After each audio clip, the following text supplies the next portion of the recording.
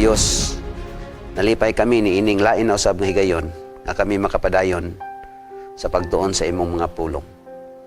Tuguti nga samtang among tun-an ug dugang ang kinabuhi ni Abraham, makita namo si Ginoong Hesus nga nagalihok siyang kinabuhi.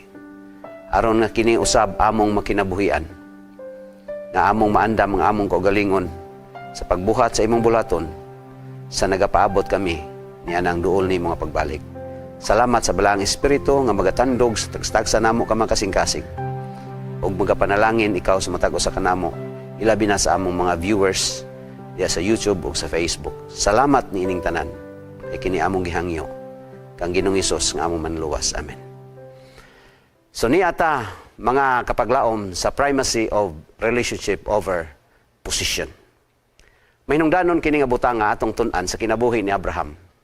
Tungod kay sa iyang pagkatinawag, sa iyang pagkapinili, iyang giuna ang relasyon kay sa kabtangan nga iyang maangkon.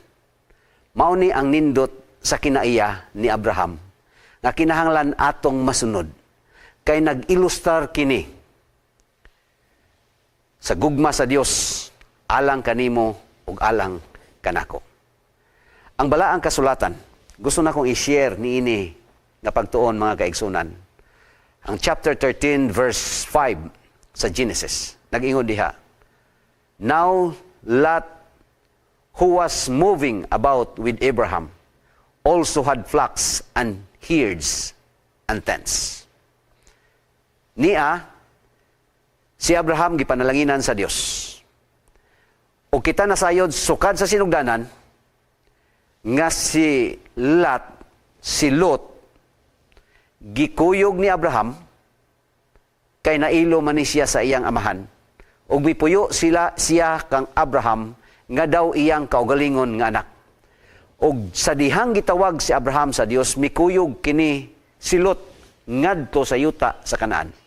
Bisan sa panahon sa kagutom, sa dihang nagngita siya og refuge didto sa Ehipto, mikuyog sad ni si Lot kaniya. Hangtod nga miabot sila pagbalik didto sa Kanaan. Pag-abot nila didto, mao ning gisulti sa balaang kasulatan nga si Lot sad niining panahon na naka-acquire og daghang mga kabdangan sa iyang kaugalingon. And most probably, tungod kay sa sinugdanan, giatiman siya ni Abraham, gitagaan siya ni Abraham, og midaghan sad ang iyang mga hayop og ang iyang mga sulugoon.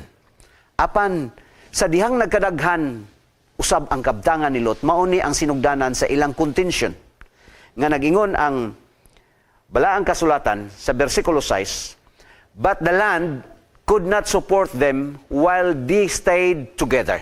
So tungod sa kadaghan sa ilang mga hayop, dili na paigo ang ilang dapit nga magkuyog silang duha. Mao'y hinungdan, for their possessions were so great that they were not able to stay together. So dili na pwede kay napuno na ang dapit sa ilang mga hayupan. Mao'y hinungdan nga miabot ang contention. Ang versikulo 7 nag-ingon, "And quarreling arose between Abram's herders and Lot's." Sa ato pa, nag-away na ang ilang mga sulugoon. Wala na sila magsinabtanay.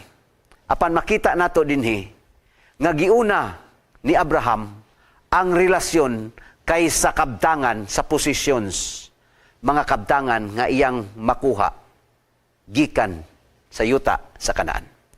Ang una nga butang nga gusto na kong ibilin sa atong pagpamalandong mao nga, makita nato dinhi ang iyahang generosity.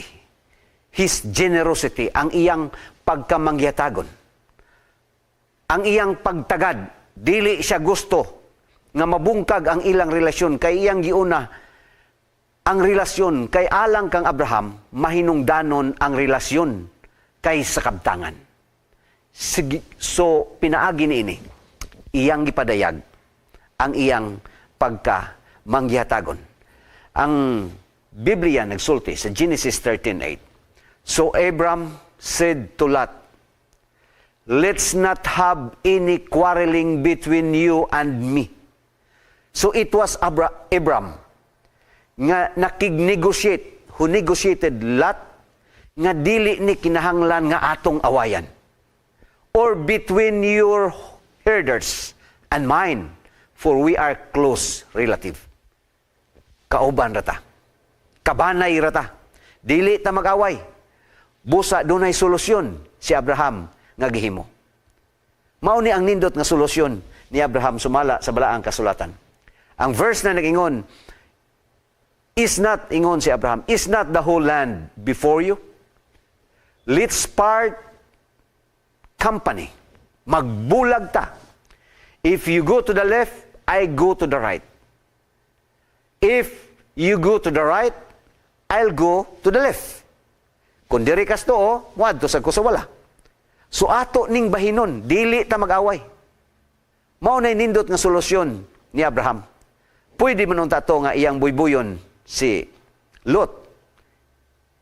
Kay kung sa uban siguro to nga mga kahimtang, muingon ang uyuan, naunsa man ka?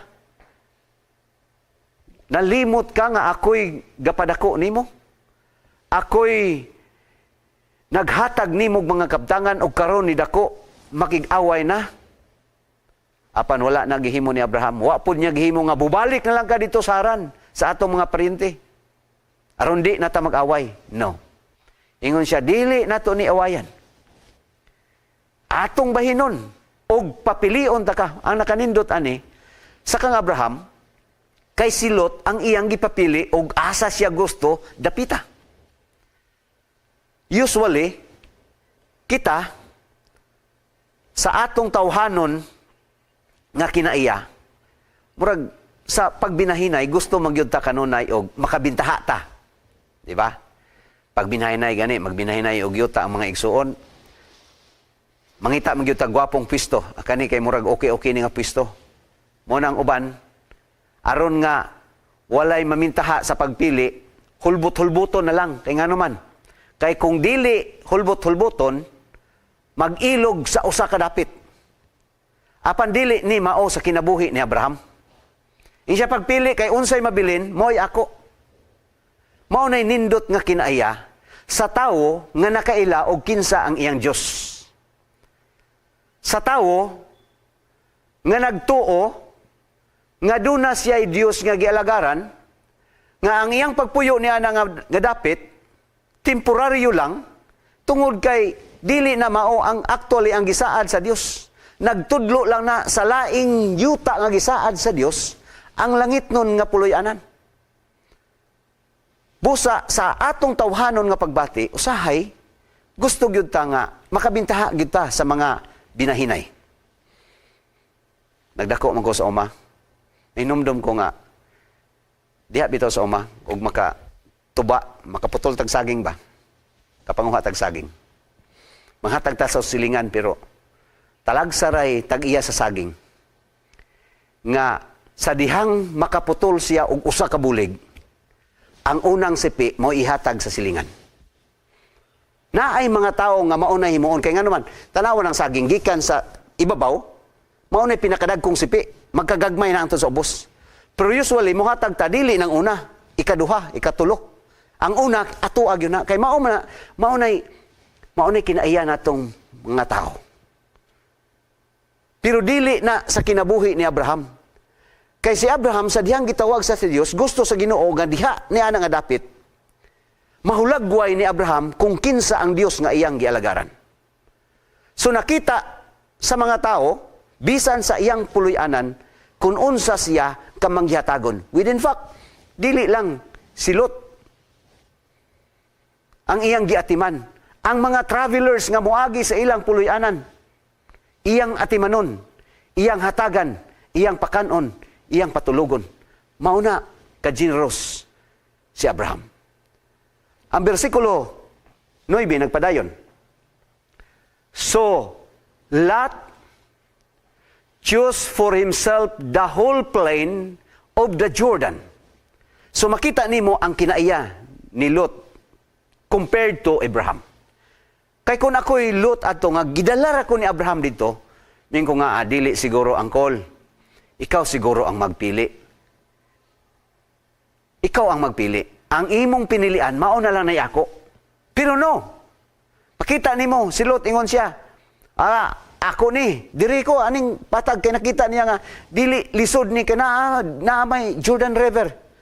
Magpainom sa iyang mga hayop, dili lisod. Siya diri lako. And, the Bible says, he sit out toward the east. The two men parted company. So nagbulag sila, ug ang Biblia nagsulti nga, si Lot, niadto siya sa east side sa kapatagan, sa yuta, sa Kanaan. Partly, mauna ni ang Jordan. Kapatagan, duol sa Sodoma o Gomora. Kining pag-adto niya sa east, usually mga kaigsunan, when you will be going to the east, usually kining east, nag-illustrate ni sa Biblia, og pagpalayo gikan sa Dios. Sa dihang nakasala si Adan o si Iba, giabog sila sa Ginoo og nigpaingon sila sa east na side. Sa dihang si Cain nakasala sa iyang gipatay si Abel, mao gihapon, milakaw siya paingon sa east. Kining east nagsimbolo ni siya og pagpalayo gikan sa Dios.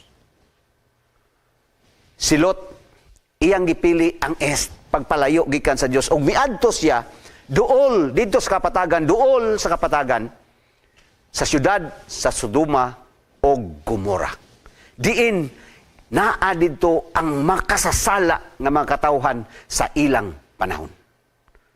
Unsay gihimo ni Abraham? Si Abraham gipili niya ang kabukiran. Nagingon ang verse 18. So Abraham went to live near the great trees of Mamre at Hebron. Dito siya sa bukid, dito siya sa Hebron. There, he built an altar to the Lord. Unsay gihimo ni Abraham dito?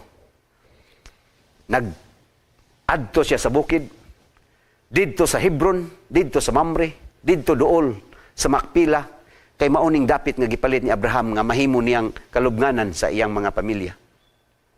Iyang lubnganan. Og dito nagbuhat siya og altar alang sa iyang Dios. Ang gipili ni Abraham, mao ang pagpakiguban sa iyang Dios. Mao na ang nindot nga kinaiya, nga atong nakita diha kang Abraham. Nganong gihimo niya, nganong gipadayag niya ang iyang pagkamaghitagon? Tungod kay iyang giuna, nga mas importante sa tanan, ang pakigrelasyon ngadto sa iyang isigataw. Kay maunay hinungdan nganong gitawag siya sa Dios, ni ana nga dapit, aron nga iyang mapadayag si Kristo ang Dios sa iyang kinabuhi. Ikaduha nga butang, mga kaigsunan, mao nga, He gave His life to save Lot, Sodom, and Gomorrah. Girisgo niya, gihatag niya ang iyang kinabuhi alang sa kaluwasan sa iyang pagumangkon o sa iyang pamilya og sa mga tao sa Sodoma og sa Gomorrah. Mulaktod ta sa sugilanon, sa dihang ang Sodoma o Gomorrah gisulong sa ilang mga kaaway nga mga hari, upat ka mga hari, compared sa kaalyado sa Sodoma o Gomorrah nga 5 sila ka mga gingharian. Ang pikas gipanguluhan ni Chedorlaomer. Ilang gisulong og giluft nila ang Sodoma o Gomorrah. Gipangkuha ang tanan nilang mga kabtangan, mga pagkaon, tanan. Apil niya na si Lot. Og ang taho miabot kang Abraham, sumala sa 14:14. When Abraham heard that his relative had been taken captives, he called out the 318 trained men born in his house. Sa ato pa iyang gitawag ang iyang mga sulugoon.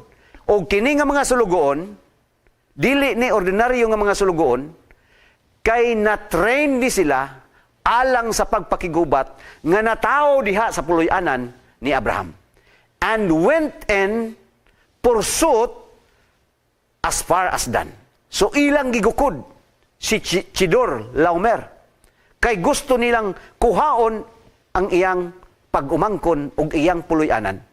Og lakip na ang mga tao sa Sodoma ug sa Gomora.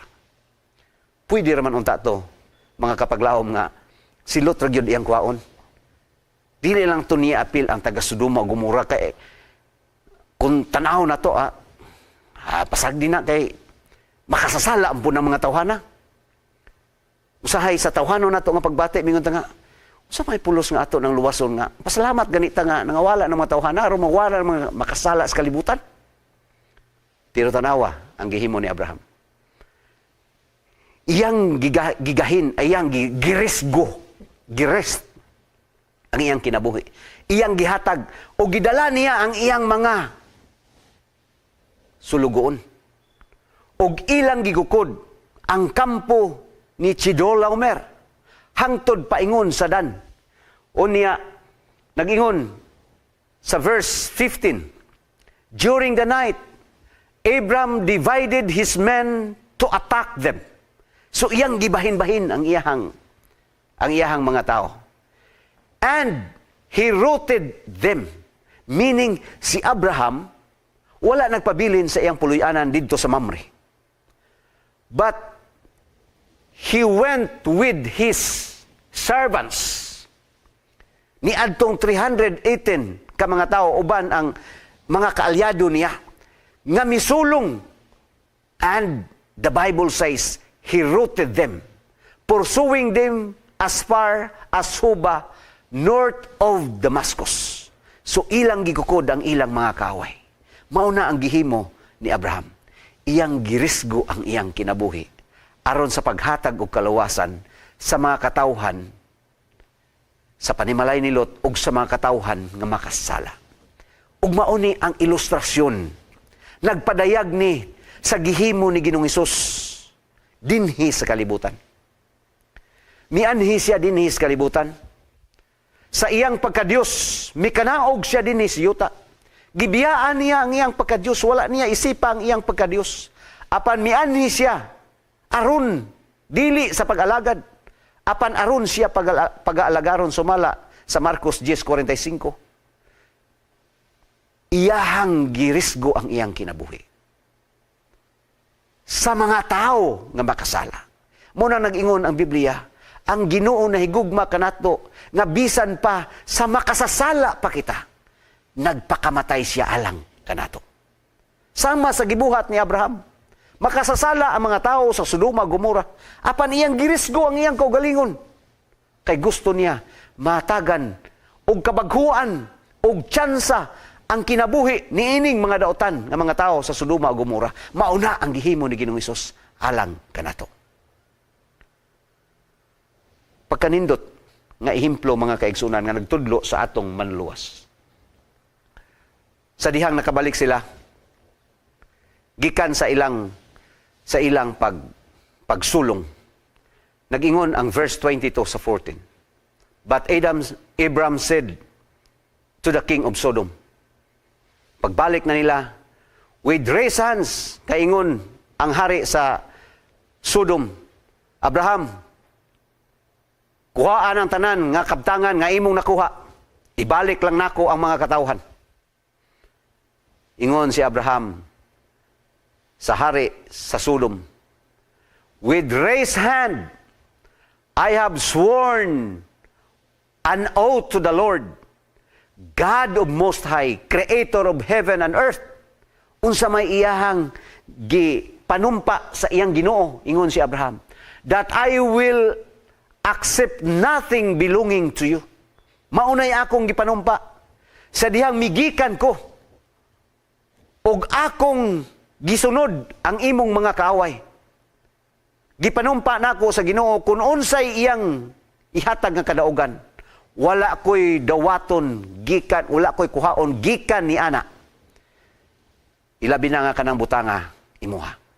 Not even a thread or a strap of a sandal, so that you will never be able to say, I made Abram rich. Buti pasabot nga ang pagluwas ni Abraham, pag-rescue niya sa kinabuhi sa mga tao sa Sodom o Gomora o sa kang Lot, Dili tungod sa kabtangan nga iyang makuha, nga nakuha ni ining mga haria gikan sa Sodoma o Gomora. Apan iya tong gihimo, kay gusto niya nga luwason ang ilang mga kinabuhi. Aron kining mga tawhana, dili mamatay og mahatagan paglaing panahon nga sila makahinulsol og makaila sa Dios nga gialagaran ni Abraham. Maunay nindot mga kaigsunan. Usahay,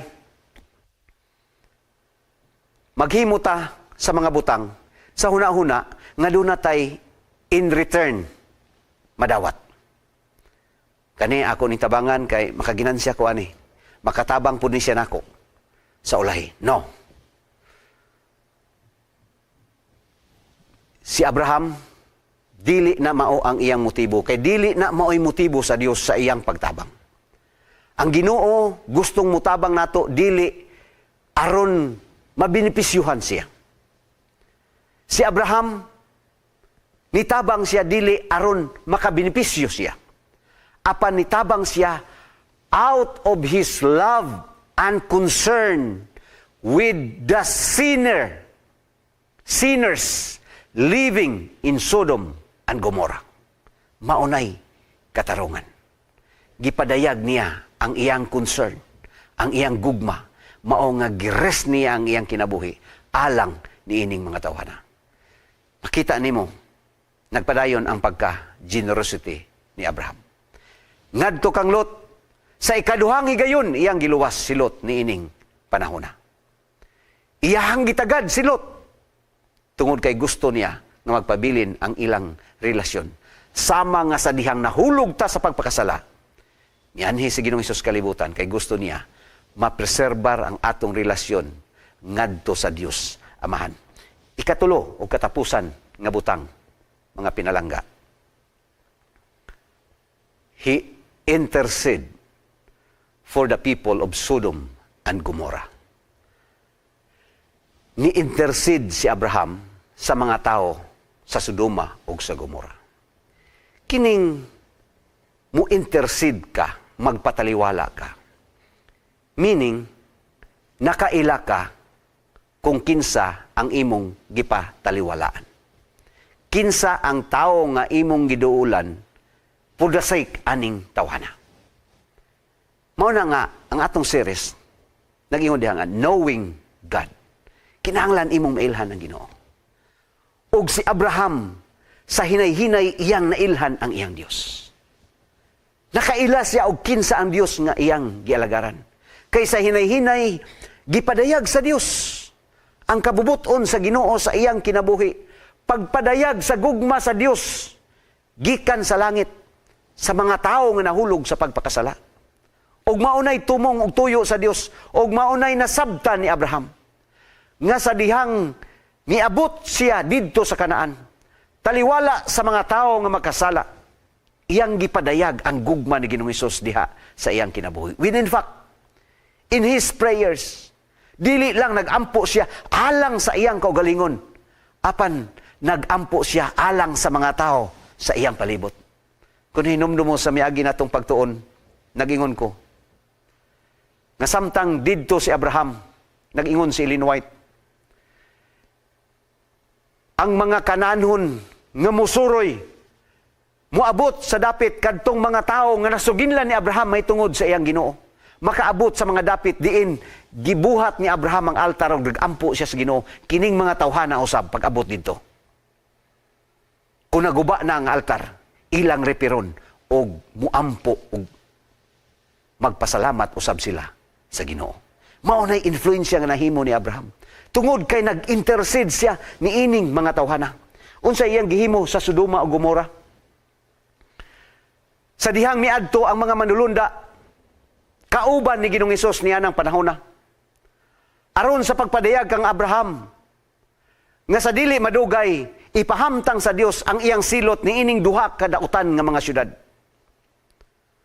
Ang versikulo 22 sa chapter 18 sa Genesis nag-ingon, the men turned away and went toward Sodom, but Abraham remained standing before the Lord. Ang gihimo ni Abraham mao nga biduol siya diha sa Ginoo. Nibarog siya atubangan sa Ginoo to intercede alang sa mga tao sa Sodoma ug sa Gomora. To intercede, standing before God. Mao nay gihimo sa anak sa Dios. Tungod kay nakaila siya kung kinsa ang iyang Dios. Sa dihang mibisita si Ginoong Hesus kauban sa duha ka mga manlulunda. Sa dihang sila mulakaw na, si Abraham mitindog sa ilang atubangan. Unya ang Biblia nagsulti sa 23. And Abraham approached him and said, will you sweep away the righteous with the wicked? Mipaduol siya dito sa Ginoo, dili lang nga nagtindog siya tubangan sa Ginoo. But the Bible says, then Abraham approached him. So miduol pagyud siya sa Ginoo. Paduol sa Ginoo. Og iyang gi-approach ang Ginoo. Mao nay nakanindot kung kita mo intercede mga kaigsuonan. Kinahanglan mo duol ta diha sa presensya sa Dios. Unya iyang gipangutana, inyo bang laglagon ang mga matarong kauban sa mga dautan? Ang tubag ni Ginoong Hesus ngadto kang Abraham. Sa dihang niingon si Abraham sa bersikulo 24, what if there are 50 righteous people in the city? Will you really sweep it away and not spare the place for the sake of the 50 righteous people in it? Inyo bagyapong laglagon kung dunay 50? Niya ang tubag ni Ginoong Hesus. If I find 50 righteous people in the city of Sodom, I will spare the whole place for the sake of 50 righteous people. Akong luwason. Unya sa inahinay, mibargin si Abraham. Ingon siya, kung dunay 45 ka mga tao, imo gihapong laglagon ang mga matarong kauban sa mga dautan?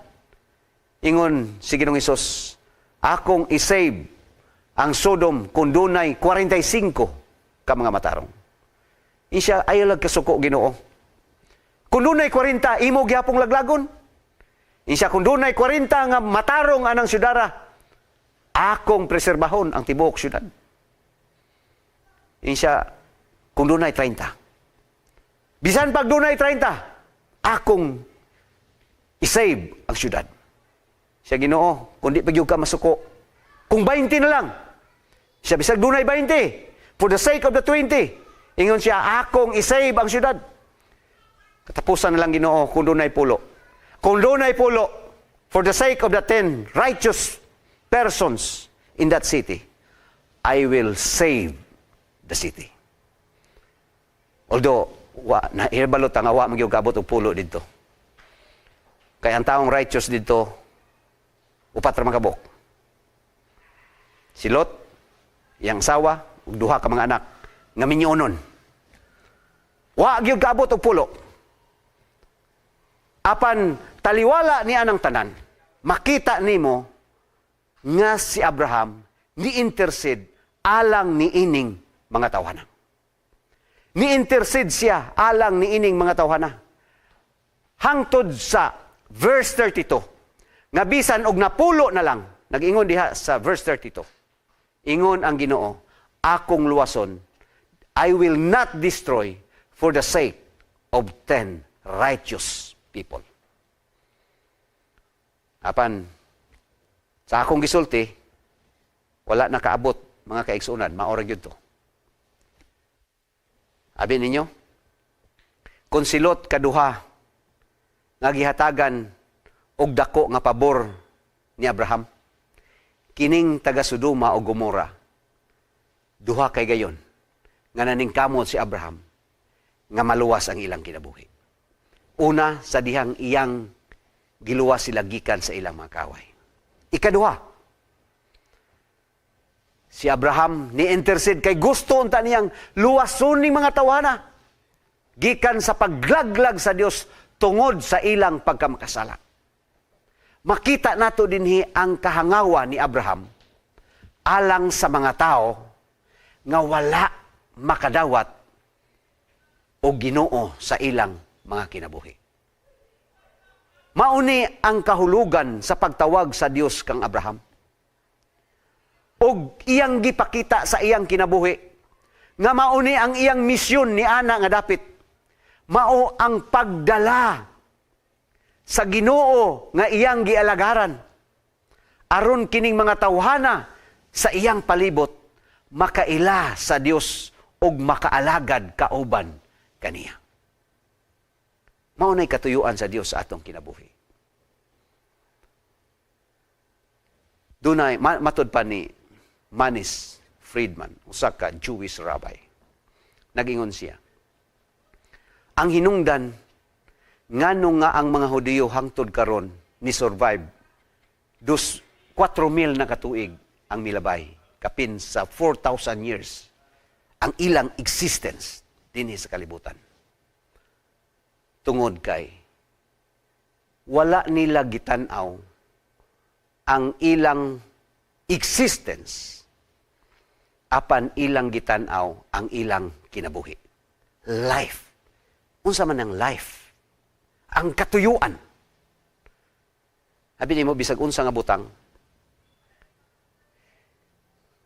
mo-occupy na siya og space. Mao man nagingon nga anything that occupies space is matter. Bisag unsa mo-occupy og space. Mo-exist gani ang usa ka butang, mo-occupy na siya og space. Pananglitan kining table nga niya dinhi sa akong atubangan. Ni-occupy siya og space dinhing dapita. Og ang laptop nga akong gipatong dinhi, ni-occupy siya og space diha sa table. Kay anything that exists occupies space. Matud pa ni Manis Friedman. Apan dili na maoy katuyuan sa Dios nga mo-okupar ta og space dinhi sa kalibutan nga atong gipuy-an.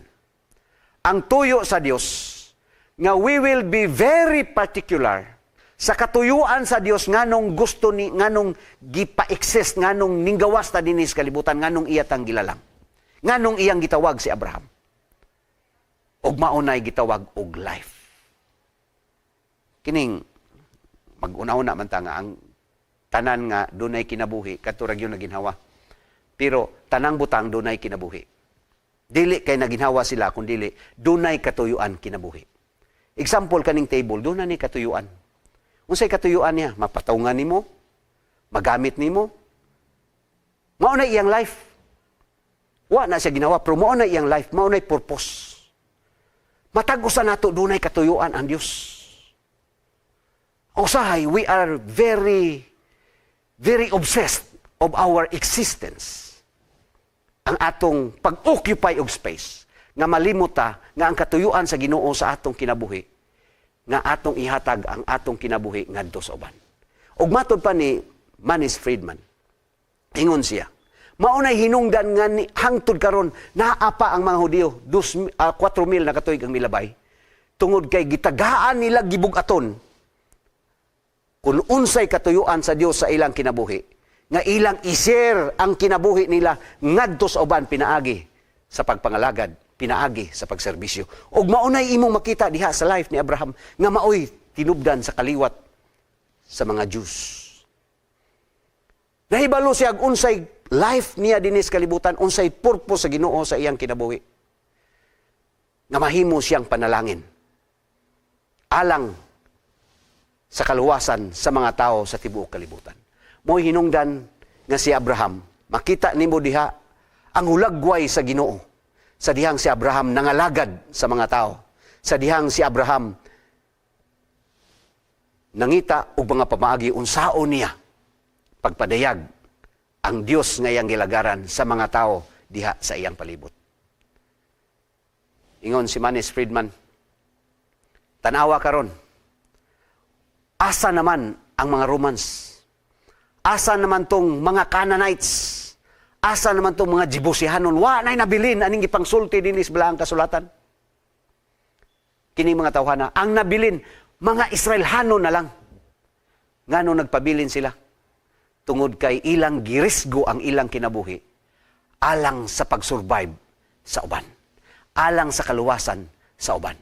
Ug mauni sa akong gisulti sa miaging mga gabi, ngano nga nag-ingon ang Ginoo, akong himuong bantugan ang imong ngalan. Tungod kay nahibalo si Abraham nga ang pagtawag o pagpili sa Dios kaniya mao nga makaserbisyo siya sa mga tao siyang palibot. Sama nga si Ginoong Hesus miani sa kalibutan aron sa pagsilbi sa tanan. Mga hinigugma kong mga kapaglaom, ang matag usa kanato gitawag sa Dios, dunay katuyuan ang Ginoo. Nganong gusto niya kita makaila kaniya. Nganong gusto niya kita makalagad kaniya. Tungod kay gusto sa Dios nga mualagad ta kaniya pinaagi sa atong pagpangalagad sa uban. Maandam nato dili lang ang atong kaugalingon, apan ang mga tao sa atong palibot niya nang duol nga pagbalik ni Ginoong Hesus. Diin ang matag usa kanato makaangkon sa kinabuhi nga walay katapusan ug makapuyo sa iyang gingharian. Magampo ta. Amahan nga balaan.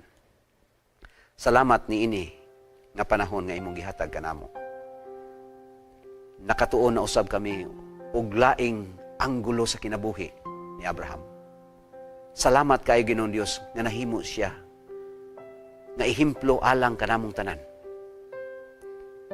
Sa dihang iyang gipasundayag si Ginoong Hesus sa iyang kinabuhi, amo usab untang makopya kana nga kinaiya aron maaplikar namo sa among kaugalingon. Nga among mahinumduman nga nia kami dinhi dili sa pag-angkon sa mga butang sa kalibutan. Apan nia kami dinhi aron sa pagpadayag kang Ginoong Hesus dinhi sa among makinabuhi. Aron ang mga tao sa among palibot makaila sila kung kinsa si Ginoong Hesus, aron ilang madawat ang kaluwasan kauban namo ug makapuyo kami diha sa imong gingharian. Salamat sa imong pagtubag kay kini among ginahangyo pinaagi sa among manluwas nga si Hesus. Amen.